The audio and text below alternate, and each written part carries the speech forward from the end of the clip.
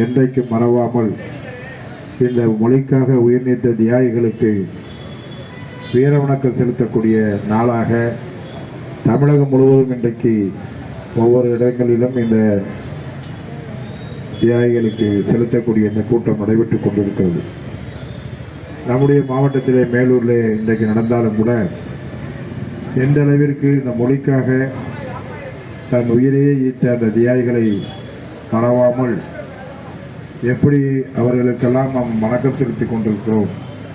நம்முடைய திராவிட மாடல் ஆட்சி செய்து கொண்டிருக்கக்கூடிய நம்முடைய முதல்வர் அவர்கள், அதை நம்முடைய முத்தமிழறிஞராக இருந்தாலும் பேரறிஞர் அண்ணாவாக இருந்தாலும் இன்றைக்கு தொடர்ந்து நம்முடைய தமிழகத்தில் இந்த ஆட்சி எந்த அளவிற்கு நம்முடைய முதலமைச்சர் அவர்கள் சிறப்பாக செய்து கொண்டிருக்கிறார் என்பதில் எந்த மாற்றமும் இல்லை.